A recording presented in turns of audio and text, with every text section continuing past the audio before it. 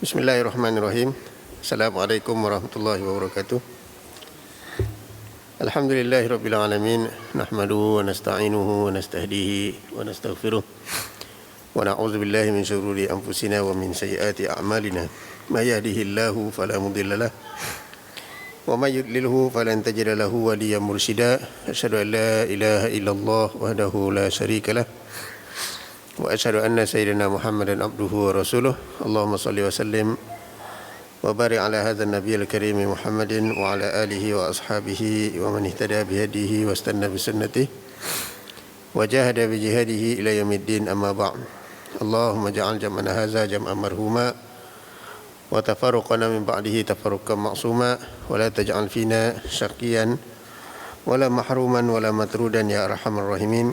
Subhanaka la ilma lana illa ma 'allamtana innaka antal alimul hakim. Subhanaka la ilma lana illa ma 'allamtana innaka antal alimul hakim. Subhanaka la ilma lana illa ma 'allamtana innaka antal alimul hakim. Yang dihormati Tuan Imam, seterusnya seluruh ahli jawatan kuasa, muslimin dan muslimat yang dirahmati Allah Subhanahu wa taala sekalian. Pertamanya alhamdulillah kita panjatkan setinggi-tinggi kesyukuran kepada Allah Subhanahu wa taala yang menemukan kita pada malam yang berbahagia ini. Moga-moga Allah Subhanahu wa taala berkati perkumpulan kita dan juga memberikan keampunan kepada kita atas dosa-dosa yang lepas, memberkati hidup kita dan seterusnya menerima kita di dunia dan menerima kita juga di akhirat. Yang keduanya, saya minta maaf banyak-banyak. Ada program tadi sebenarnya di Hospital Selayang, dan saya keluar dari Hospital Selayang tu sebenarnya pukul 5.30. Pukul 5.30, jadi memang tak berhenti sampai sini. Hujan terlebat, jadi memang jam sampai kat sini pun jam. Tapi alhamdulillah boleh sampai jugalah. Baik, jadi insya-Allah pada malam ni kita sambung lagi pengajian kita berkenaan tentang sirah Rasulullah sallallahu alaihi wasallam. Jadi kalau dalam sesi yang lepas, dalam sesi pengajian yang lepas, yang terakhir kita berbincang kalau tak silap berkenaan tentang keluarnya Rasulullah sallallahu alaihi wasallam ke Taif, ke Taif, kemudian berdakwah di sana. Maknanya salah satu daripada usaha Rasulullah sallallahu alaihi wasallam untuk mencari tapak daulah, tapi tidak berjaya. Satu demi satu kabilah ditemui oleh Rasulullah sallallahu alaihi wasallam, tapi ditolak.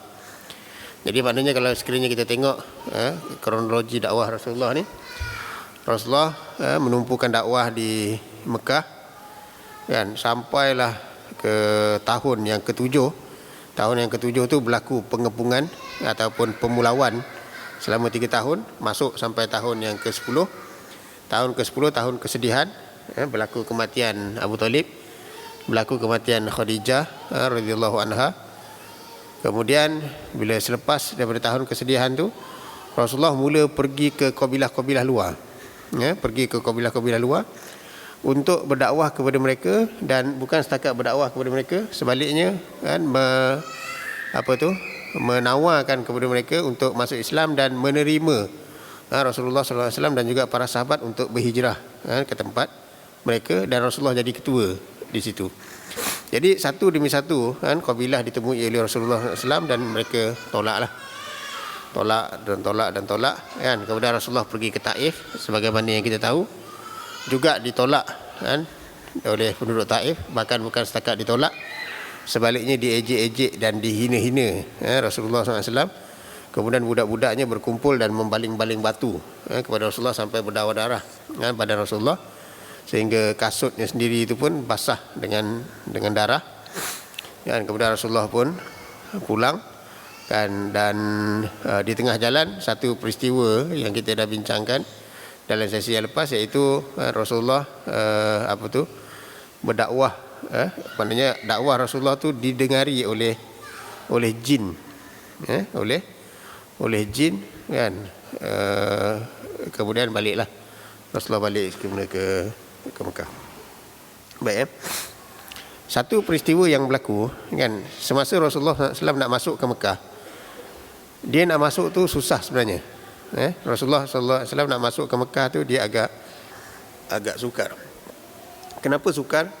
Kan kerana apabila Rasulullah keluar ke Mekah, daripada Mekah pergi mencari pertolongan di luar, kan, itu dianggap oleh penduduk Mekah sebagai mengkhianati Mekah.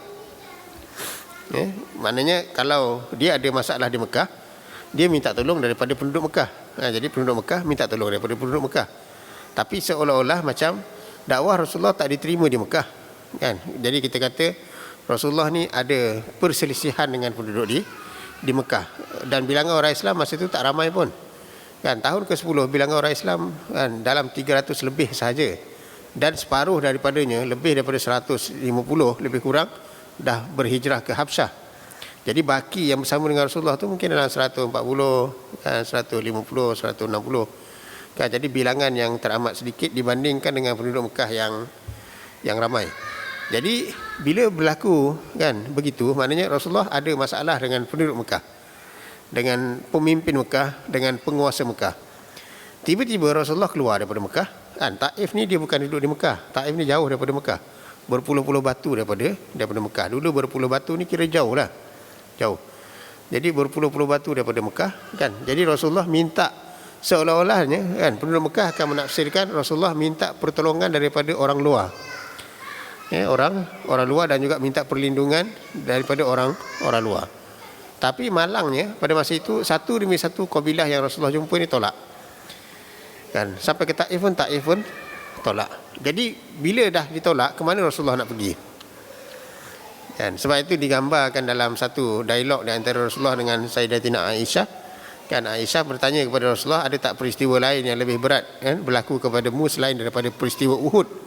Sebab Uhud, dalam perang Uhud Rasulullah SAW hampir-hampir mati dibunuh. Rasulullah kata ada, iaitulah kan ketika mana dia berdakwah ke Taif, penduduk Taif menolaknya. Ya, jadi berat perasaan Rasulullah tu dibandingkan dengan perang Uhud, berat lagi perasaannya ketika ditolak oleh penduduk Taif. Berat lagi ketika mana dia ditolak oleh penduduk Taif. Jadi cuba bayangkan, kalau kita berada di tempat Rasulullah SAW, dia orang Mekah, dia dah berdakwah kepada penduduk Mekah 10 tahun. Dia berdakwah kepada penduduk Mekah 10 tahun. Satu tempoh yang panjang sebenarnya. Berdakwah dengan dakwah yang sungguh-sungguh. Berdakwah dengan dakwah yang sungguh-sungguh. Yang menerima dakwah dia 300 orang lebih saja. 300 orang lebih saja daripada mungkin puluh ribu ataupun mungkin ratus ribu, kan, penduduk di Mekah dan juga di sekeliling Mekah, kan. Dan pada masa itu, kan, dia kematian bapa saudaranya yang banyak melindungi dia, iaitulah Abu Talib. Jadi dia dah berdakwah lama 10 tahun. Lepas tu tak diterima oleh orang ramai, yang menerima hanya beberapa ratus orang saja, kan. Kemudian sebahagian dah pergi ke Habsyah, kan. Hanya yang tinggal dengan dia mungkin 100 lebih, kan. Pada masa itu Abu Talib sudah meninggal dunia. Dan bila Abu Talib meninggal dunia, orang Quraisy berani, kan. Dulu orang Quraisy tak berani nak sentuh jasad Nabi ni. Dia berani kutuk, tapi bila orang yang berani sentuh jasad Nabi ni hanyalah siapa tu, Abu Lahab. Hanya Abu Lahab saja, iaitu pakcik dia sendiri. Tapi orang lain tak berani. Orang lain tidak berani. Tapi bila meninggal saja Abu Talib, mereka berani. Kan ada dalam kisah, salah satu kisah yang kita baca, bagaimana seorang Quraisy ni, ketika mana Nabi sedang sujud, kan, dia pijak tengkuk Nabi, kan, ketika mana dia sedang sujud. Kemudian pada masa itu juga, di tahun itu juga meninggalnya Sayyidatina Khadijah, kan. Dan Khadijah radhiyallahu anha adalah merupakan isteri yang paling disayangi oleh Rasulullah sallallahu alaihi wasallam, dan tidak ada tolak gantinya pun. Hatta Aisyah sendiri pun tak boleh nak menggantikan kedudukan Khadijah. Kemudian dahlah penduduk Mekah menolak dia. Orang yang mempertahankan dia pun hanya dua orang tu dah meninggal. Kemudian bilangan orang Islam yang bersama dengan dia pun sedikit, sebab sebahagian dah berhijrah ke Habsyah. Apabila dia pergi keluar, kalau kita baca yang lepas, kita tengok, kan, bukan satu dua kabilah, berpuluh-puluh kabilah yang Rasulullah SAW approach ni, satu demi satu semua tolak. Sampai kepada penduduk Taif, lagi dahsyat, budak-budak memperlekehkan dia. Dia duduk di situ lebih seminggu, kan, mana berdakwah, cuba masuk sini, jumpa orang tu, orang ni, Kan akhirnya budak-budak berkumpul dan membaling batu kepada dia, halau dia keluar daripada Taif. Kan. Jadi cuba bayangkan perasaan Rasulullah SAW pada masa itu. Dan yang lebih menjadikan suasana itu lebih berat adalah Rasulullah nak masuk ke Mekah tak boleh. Kan? Rasulullah nak masuk ke Mekah ni tidak boleh. Kenapa tidak boleh? Kan kerana dia sudah dianggap sebagai membelakangkan penduduk Mekah, ataupun mungkin dianggap sebagai mengkhianati penduduk Mekah. Jadi dia nak masuk tak boleh. Bila Rasulullah masuk, kan mungkin dia akan dibunuh, mungkin sebab orang semua dah marah dengan dia. Kan penduduk Mekah dah marah dengan dia. Kan, dan pada masa itu apa yang Rasulullah lakukan? Dalam kisah dalam ni kita tengok kan, apa tu? Saya dah tak ingat kat mana ni. Tapi kisahnya adalah Rasulullah kan berjumpa dengan seorang yang belum masuk Islam lagi. Kan, belum masuk Islam lagi, dan Rasulullah minta perlindungannya. Dalam sistem jahiliah dulu ada satu sistem dipanggil sebagai sistem jiwar. Sistem jiwar. Jiwar ni maksud dia, bila seorang lelaki kan lemah, kan berada dalam keadaan lemah, dia minta tolong daripada ataupun dia minta perlindungan kan daripada seseorang yang kuat. Seseorang yang kuat. Jadi seorang yang kuat ni pun bersetuju untuk melindungi dia. Bila bersetuju untuk melindungi dia, orang lain takkan kacau orang yang lemah tu selama mana dia tak berani kacau orang yang kuat tu. Jadi maknanya Rasulullah SAW pada masa itu dia duduk dalam keadaan yang lemah. Dia minta tolong daripada seorang bukan Islam kan pada masa itu yang kuat. Yang kuat. Jadi orang tu pun setuju. Setuju untuk memberi apa yang kita sebut sebagai jiwar. Jiwar ni maksudnya lebih kurang macam sistem perlindungan. Sistem perlindungan. Jadi dia pun isytiharkan bahawa dia itu Rasulullah SAW berada di bawah perlindungan mereka. Jadi Rasulullah ni kan dia masuk kan semula ke kota Mekah ni dengan perlindungan mereka, bukan setakat pengisytiharan. Maknanya diiringi oleh kan kumpulan tu kan dengan pedang terhunus dan seumpamanya sampailah ke rumah. Bila sampai kat rumah dah selamat kan, kembali normal lah. Kan kembali normal. Jadi orang pun dah tak kacau. Tapi orang cuba untuk bunuh sebagaimana kita tahu sampai berlakunya peristiwa hijrah. Jadi sistem tu dipanggil sebagai sistem jiwar. Sistem jiwar. Dalam buku yang ditulis oleh Dr. Munir Qutban, kan, dia ada menulis berkenaan tentang pengajaran ataupun apa yang kita boleh ambil daripada peristiwa itu. Iaitu peristiwa di mana Rasulullah SAW mengambil sistem jiwar kan, untuk mempertahankan dirinya supaya boleh masuk semula ke Mekah dengan selamat. Ataupun balik ke rumahnya dengan selamat. Sistem jiwar adalah sistem jahiliah. Sistem jiwar ni adalah sistem jahiliah. Sistem yang digunakan pakai di zaman jahiliah. Dia adalah dia punya peraturan-peraturan dia. Jadi sistem tu sistem jahiliah. Jadi Dr. Munir Qutban dia menulis berkenaan tentang bagaimana seseorang yang Islamis kan, ataupun seorang yang nak melaksanakan cita-cita Islam, adakah dia boleh mengambil manfaat daripada sistem-sistem jahiliah ni. Jadi perbincangannya ada di situ. Dia ambil daripada peristiwa tu di mana Rasulullah pada kadar tertentu dia mengambil manfaat daripada sistem yang bukan Islam ni. Dia ambil manfaat daripada sistem yang bukan Islam. Jadi kesimpulan yang dibuat oleh ulama tersebut adalah ada kalanya boleh, ada kalanya tak boleh, dan ada dia punya syarat-syarat yang tertentu. Bukan maknanya boleh, mana apa juga sistem jahiliah boleh digunakan. Tidak macam tu. Kan? Tetapi ada masanya dan ada dia punya kan dhawabit ataupun syurut. Jadi contoh macam dalam zaman kita sekarang ni banyaklah benda. Contoh macam kita tak ada sistem perbankan yang 100% Islam. Kan, siapa kata sistem perbankan Islam tu betul-betul Islam? Kan, dia tak sepenuhnya Islam pun. Kan, kalau dia dah sepenuhnya Islam, kan mestilah akta dalam bank negara itu Islam juga. Tapi dia merujuk kepada akta yang sama. Kan, maknanya akta tu dekat situlah. Kan, tapi diubah sedikit bentuk-bentuk tertentu sehingga dia menjadi kan hampir kepada bentuk kan Islam. Tapi nak kata adakah dia Islam sepenuhnya? Kan belum tentu lagi. Sama juga macam sistem politik kita. Kan sistem politik kita sebagai contoh kan. Contoh macam pelantikan menteri contoh ataupun pelantikan kabinet. Dalam sistem Islam dulu, kalau kita ambil sistem Islam dulu, khalifah kan ataupun katakanlah ketua kepada negara dilantik oleh Majlis Syura ataupun dipanggil zaman dulu sebagai Ahlul Hilli wal Aqdi. Satu badan yang dianggap sebagai badan pemegang amanah dalam masalah pelantikan ataupun badan tertinggi dalam sistem kenegaraan ni. Dia yang akan menentukan siapa pemimpin. Dia akan menentukan siapa orang nombor satu dalam negara. Dan orang tu adalah merupakan kan orang-orang ulama, kan, orang berpengaruh dan cendik pandai dan seumpamanya lah, adalah syarat-syarat dia tu. Lepas tu daripada situ, pemimpin ni pula dia akan melantik menteri. Okay, dia akan melantik menteri, kan. Jadi di mana kuasa pemilihan oleh rakyat? Tak ada. Kuasa pemilihan oleh rakyat adalah, kan, apabila dia tak setuju dengan majlis syura apa semua, dia boleh lah, dia boleh protes, dia boleh, tapi dia tak boleh melantik setiap menteri itu dilantik oleh rakyat. Dalam sistem kita pula sekarang ni, kan, siapa yang melantik Perdana Menteri? Dalam sistem kita yang melantik itu rakyat. Rakyat pula umur 21 tahun ke atas, profesor dengan penagih dadah, undi dia sama je satu. Kan, maknanya kuasa dia, kan, bidang kuasa dia ataupun hak dia sama. Kan, di antara apa tu? Di antara penagih dadah, minta maaf saya sebut ni contoh je, kan, bukan nak menghina sesiapa ni. Mana di antara penagih dadah yang mungkin tak tahu apa-apa tentang sistem politik dan juga perjalanan politik negara, dengan seorang profesor dalam bidang politik. Ya, jadi profesor tu ada satu suara, penagih dadah pun ada satu suara dalam menentukan siapa Perdana Menteri. Lepas tu Perdana Menteri dia boleh tak lantik menteri. Dia hanya boleh lantik menteri daripada kalangan orang yang telah dipilih oleh rakyat. Dia tak boleh lantik orang lain. Ya, jadi contoh macam, katakanlah dalam negara kita kan ramai orang baik-baik, kan? Ramai orang baik, ramai orang hebat, tapi dia tak suka masuk politik. Dia tak suka jadi ahli parti. Jadi dia tidak bertanding dan dia pun tak suka bertanding. Tapi kalau dia jadi menteri mungkin bagus. Kan? Tapi boleh tak Perdana Menteri lantik dia? Tak boleh.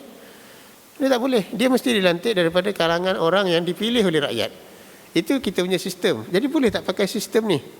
Kan, itu persoalan dia, kan. Sebab ada setengah dia kata apa juga sistem yang bukan Islam maka mesti ditolak secara mutlak, kan. Kalau sekiranya kita boleh datangkan betul satu sistem yang 100% Islamik, tak apa, itu tak payah bincang lah, memang semua orang setuju macam tu, kan. Tapi dalam keadaan kita tak boleh nak laksanakan sepenuhnya, kan, maka apa pilihan yang ada, kan. Maka pilihan yang ada adalah ambillah sistem tu sebaik yang mungkin, ya, sebaik yang mungkin, dan kurangkanlah mudarat daripada kecacatan ataupun kekurangan yang ada pada sistem.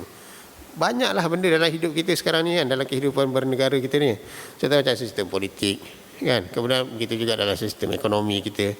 Begitu juga dalam sistem pendidikan kita pun. Kan, dalam sistem pendidikan. Kemudian begitu juga dalam sistem sosial kita pun, kan. Jadi adakah sepenuhnya, kan, kita kata itu Islam? Tak. Kan, tapi pada kadar tertentu, kan, pada kadar tertentu ambillah, kan, pada kadar. Jadi ada perbincangannya dari kalangan ulama, kan, dalam masalah ni berdasarkan kepada apa yang ditunjukkan dalam Rasulullah SAW mengambil daripada sistem jiwar. Jadi masuklah Rasulullah SAW kembali ke Mekah dan berdakwahlah macam biasa. Di sini, kan, pada muka surat yang ke-56 ni, di sini dia nak menceritakan berkenaan tentang muqaddimah, kan, kepada, kan, satu usaha dakwah yang Rasulullah SAW lakukan kepada luar penduduk Mekah daripada kalangan individu. Jadi kalau kita tengok uslub Rasulullah SAW dakwah ni, dia approach sama ada individu, kan, ataupun kepada ketua-ketua kabilah. Dia buat semua. Kan, dia buat semua. Jadi maknanya bukan saja dia tumpu, kan, kepada ketua kabilah, mana dia pergi ketua kabilah, bila diterima maka Islamlah semua sekali kabilah tu. Dia tak macam tu, kan. Tapi sebaliknya, kan, dia juga berdakwah kepada individu. Jadi di sini, kan, pada muka surat 56 ni diceritakan beberapa nama. Di sini disebut 5 saja.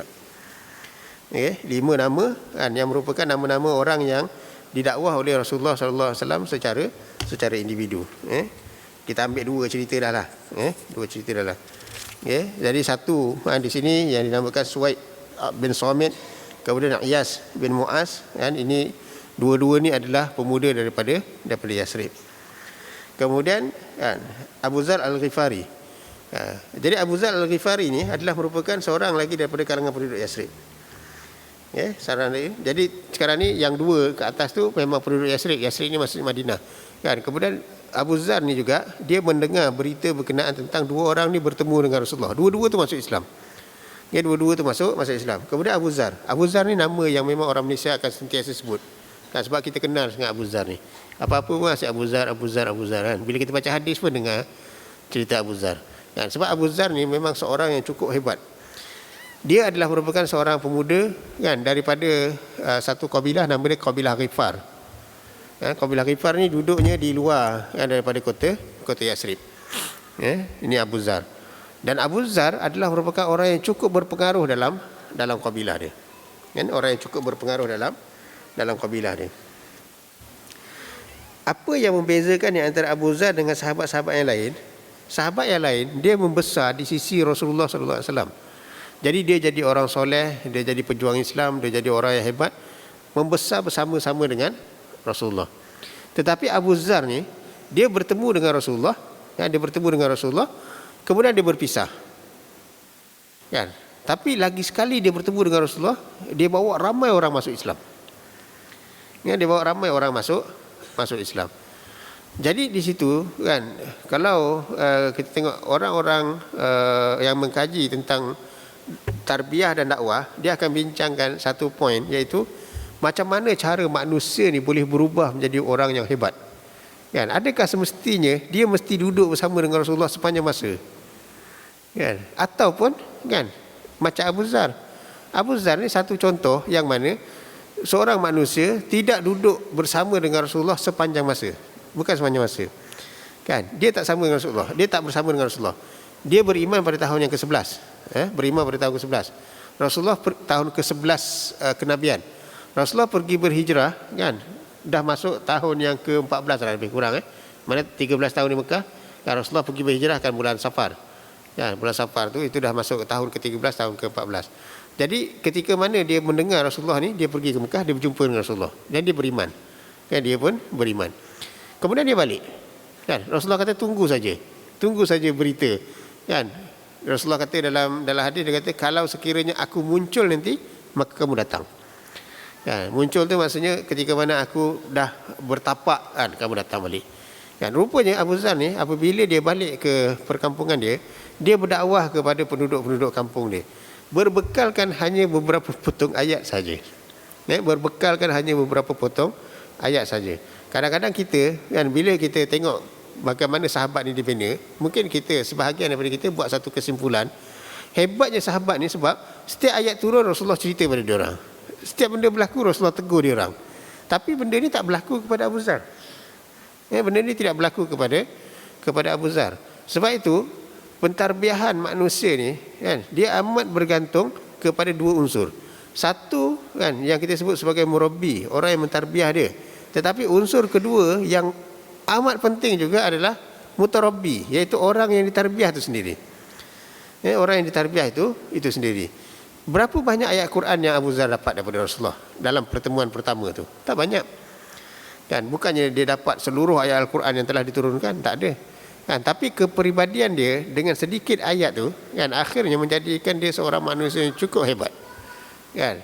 Cukup hebat. Kan, sama juga kalau sekiranya kita tengok Sayyidina Abu Bakar. Sayyidina Abu Bakar bila dia faham Islam, dia berdakwah kepada ramai sahabat. Pada masa itu baru Iqra bismi rabbikal ladzi khalaq saja yang turun. Al-Quran tak turun penuh lagi. Kan, Al-Quran ni tak turun. Ada beberapa potong ayat saja yang turun. Tapi dia faham ayat tu, dia terus menjadi manusia yang cukup hebat. Sama juga macam Abu Zar. Abu Zar menerima daripada Rasulullah kan beberapa potong ayat.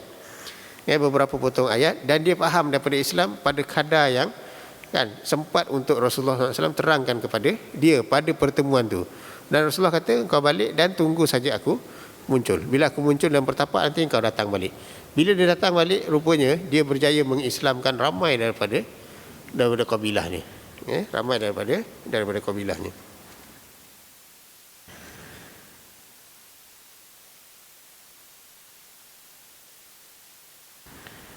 Saya tak pasti ada ditulis atau sini ataupun tak. Tapi sebahagian riwayat yang saya baca kan hampir-hampir majoriti kan kabilahnya itu beriman di tangan Abu Zar.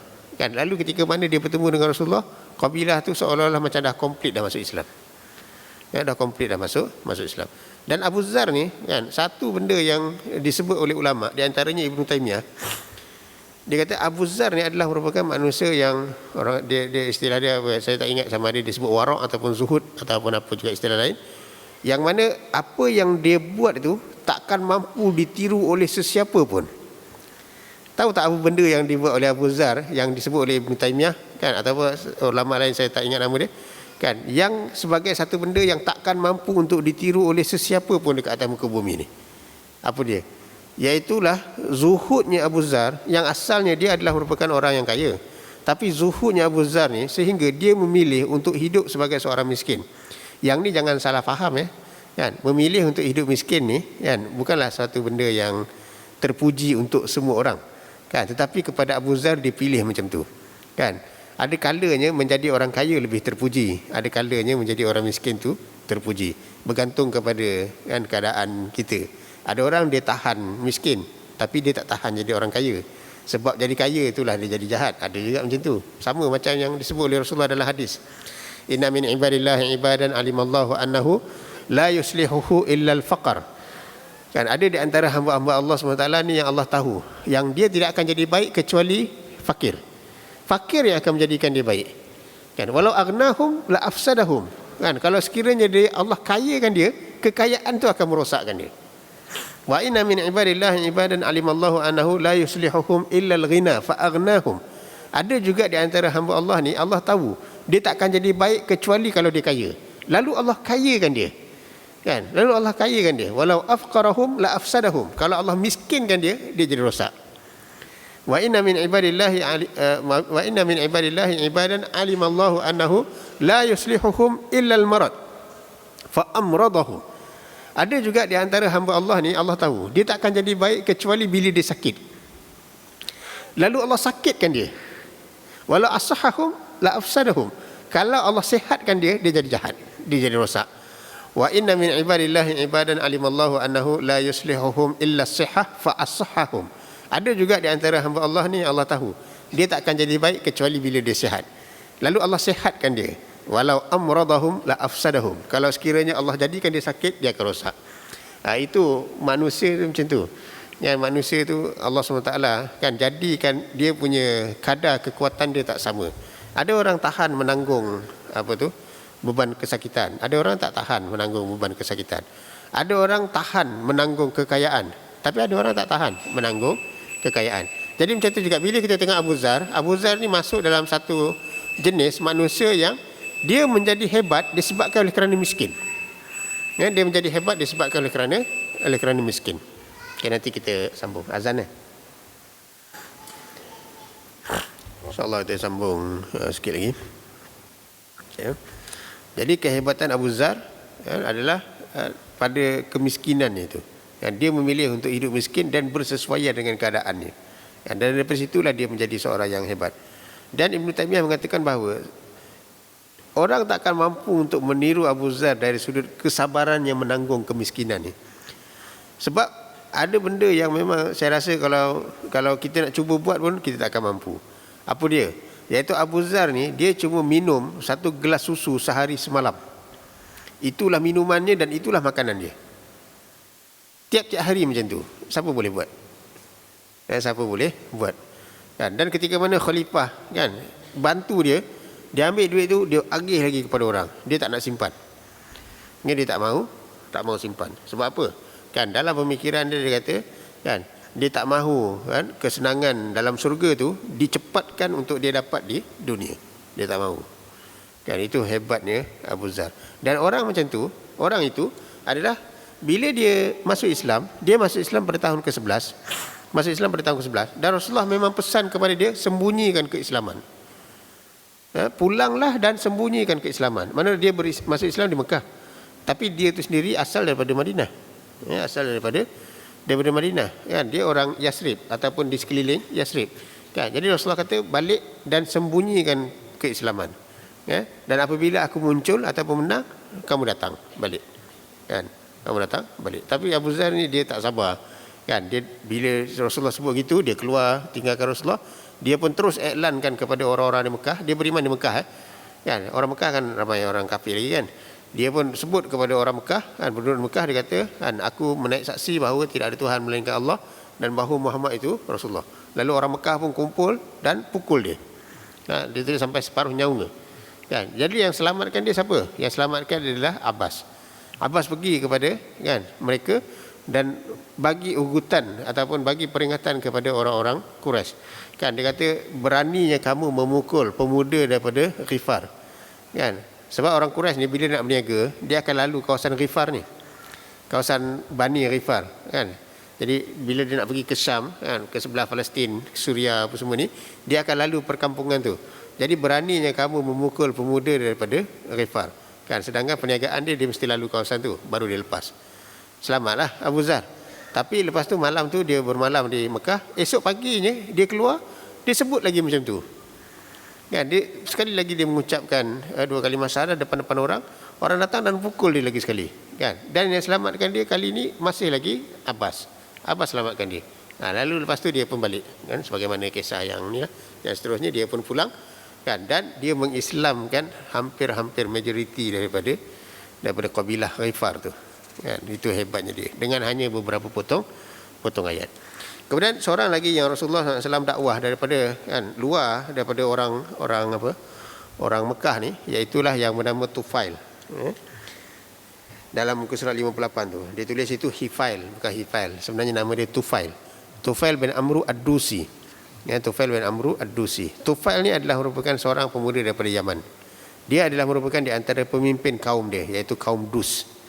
Kaum Dus. Jadi Yaman dengan Mekah ni jauh, kan? Tapi orang Yaman biasa pergi ke Mekah, orang Mekah pun biasa pergi ke Yaman. Jadi berita-berita tentang kemunculan seorang Nabi ni sampai juga dekat dia. Tapi yang sampai dekat dia adalah berita bahawa seorang pemuda mengaku Nabi. Dan pemuda itu adalah penipu. Pemuda itu adalah ahli sihir. Jangan sekali-kali kamu benarkan diri kamu untuk mendengar percakapan dia. Itu yang sampai kepada Tufail. Tufail ni adalah merupakan seorang penyair. Seorang penyair yang mengetahui lenggok-lenggok bahasa. Bila dia dengar orang cakap macam tu, kan, orang Yaman cakap macam tu, dia pun kata tak apalah. Orang nasihat tu sebelum dia pergi ke Mekah. Jadi dia kata sampai ke Mekah nanti dia takkan dengar apa yang Muhammad sebut. Dan apa yang dia buat? Dia ambil kapas ke apa, lebih kurang itu, dimasukkan dekat telinga dia. Dia tutup telinga dia. Dia pergi ke Mekah dalam keadaan macam tu. Sebab dia memang tak mahu dengar apa yang Rasulullah SAW sebut. Tiba-tiba terjumpa juga Rasulullah. Lalu berlakulah dialog. Lalu dia pun uji Rasulullah SAW. Dia suruh sebut, kan, apa yang kamu bawa. Rasulullah pun sebut isi kandungan Islam. Lalu Tufail sebut, bacakan apa yang ada pada kamu. Rasulullah bacakan ayat Al-Quran. Rasulullah SAW bacakan ayat Al-Quran. Sebelum tu Rasulullah tanya dia. Apa benda yang terbaik? Apa benda yang terbaik yang kamu tahu?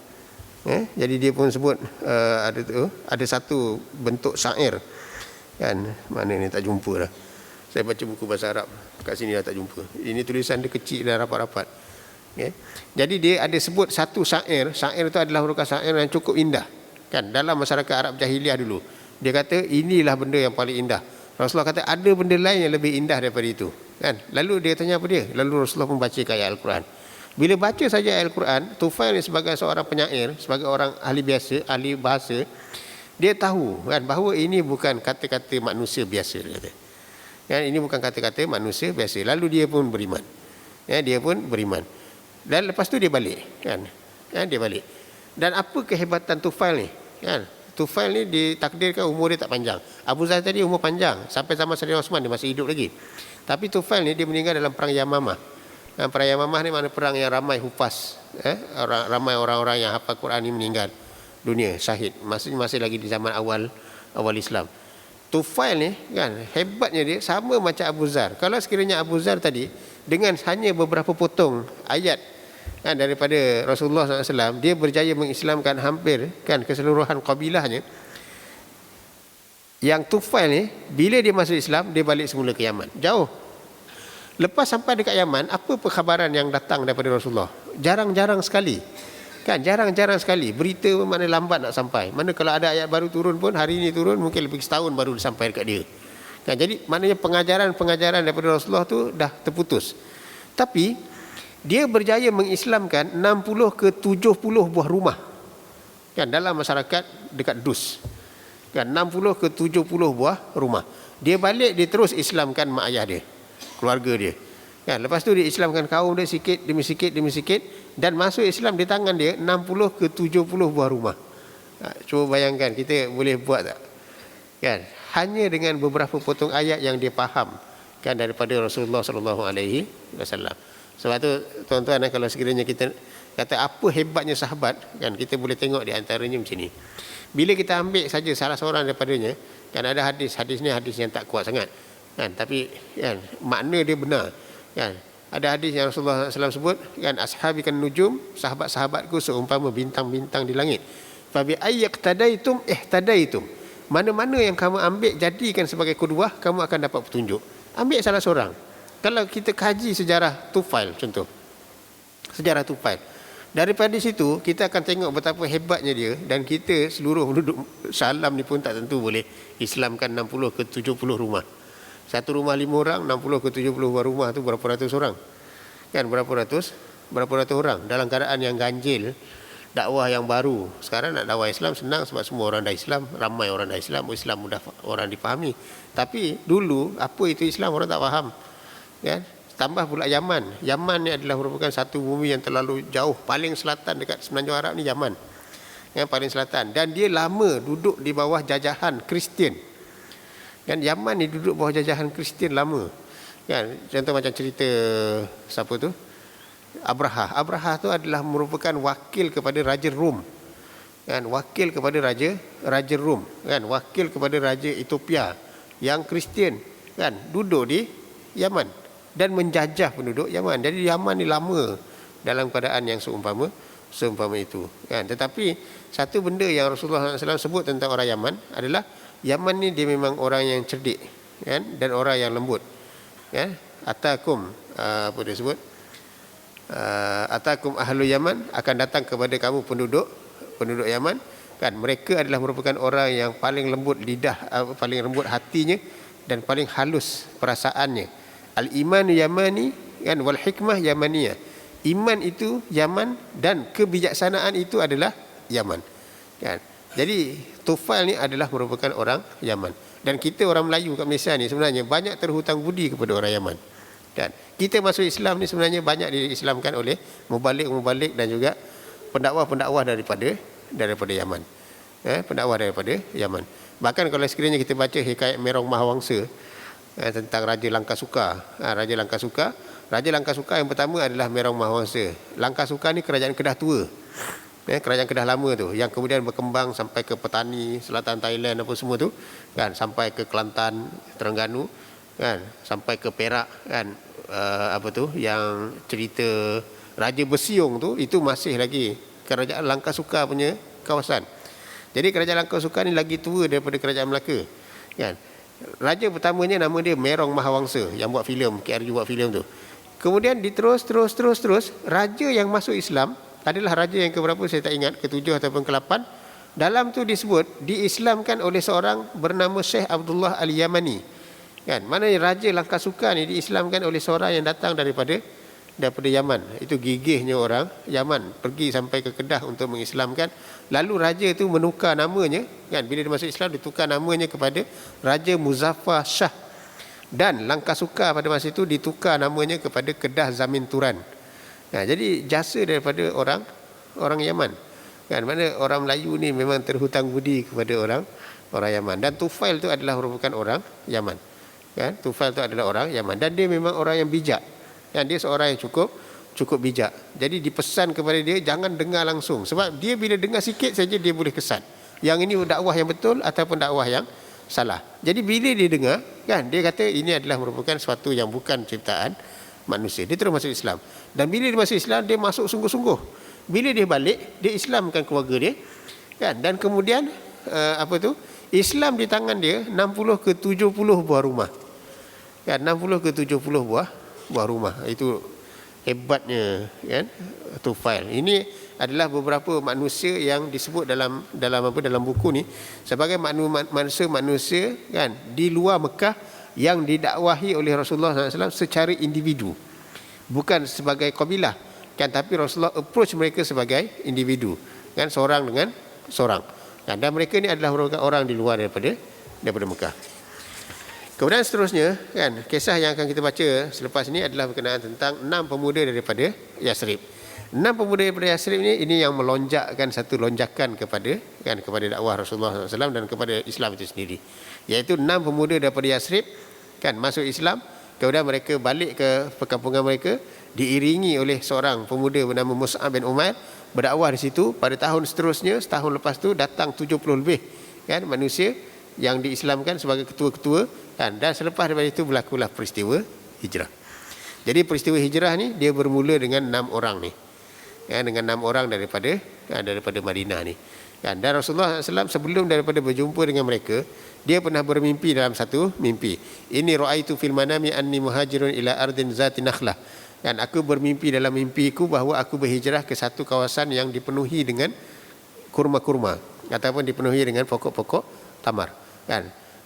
Fa izah ya Yasrib. Rupa-rupanya yang aku mimpikan itu adalah Yasrib. Sebab Yasrib atau Madinah ni memang satu kawasan yang dipenuhi dengan tumbuhan. Dia berbeza dengan Mekah. Kalau Mekah Allah SWT sebut dalam Al-Quran inni askantu min zurriyati biwadin ghairi zi zar'in inda baitikal muharram. Ya Allah, aku tinggalkan keluargaku di mana? Di ardin ghairi zar'in.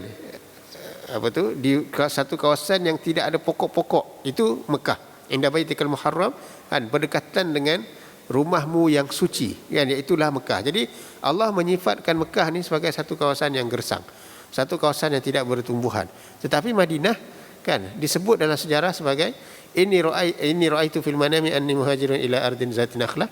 Aku pergi bermimpi aku pergi ke satu kawasan, satu bumi yang dipenuhi dengan pokok-pokok. Dan kalau sekiranya kita tengok sekarang pun, tuan-tuan pernah pergi ke Mekah, pernah pergi ke Madinah, boleh beza di antara Mekah dan juga Madinah. Dan Madinah dia memang satu kawasan yang macam tu sifat dia. Dia subur, dia banyak tanaman dibandingkan dengan Mekah.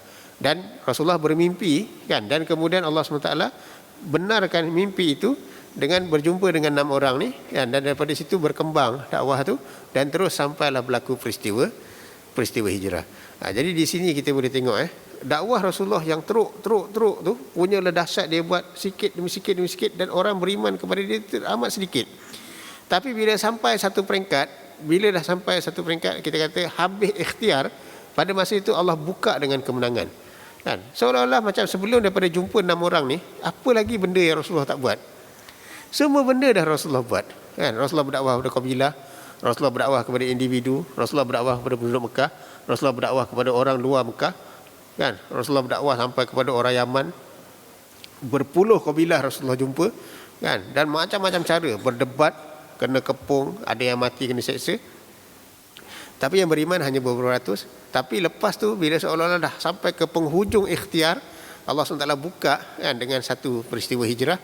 Daripada hijrah tu, bila Rasulullah buka Madinah, berkembang. Ketika mana Rasulullah SAW wafat, pada masa itu orang Islam lebih daripada 120,000 orang.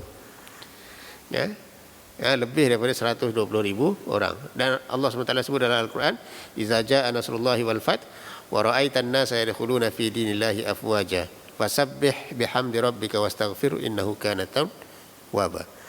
Jadi begitulah apa yang kita, jadi insyaAllah dalam sesi yang akan datang kita akan tengok lagi berkenaan tentang hijrah. Walaupun nanti dah masuk bulan Rabiul Awal, tak apalah, kita cerita tentang hijrah. Jadi lagi sekali saya minta maaf sebab terlambat, tapi itu bukan disengaja Sama juga macam sesi pengajian lepas pun saya tak dapat datang. Saya call Ustaz Umar, anak masuk ward kat hospital, jadi memang tak boleh nak mengajar budak kecil, jadi kita kena tunggu. Jadi wallahu a'lam bisawab. Yang baik itu datang dari Allah SWT, yang buruk datang dari kelemahan diri saya sendiri. Aku qouli hadza wa astaghfirullahal azim li wa lakum. Subhanakallahumma wa bihamdik asyhadu an la ilaha illa anta astaghfiruka wa atubu ilaik. Bismillahirrahmanirrahim. Wal 'asri innal insana lafi khusr illa allazina amanu wa amilus solihat wa tawassaw bil haqq wa tawassaw bis sabr. Sadaqallahul azim. Assalamualaikum warahmatullahi wabarakatuh.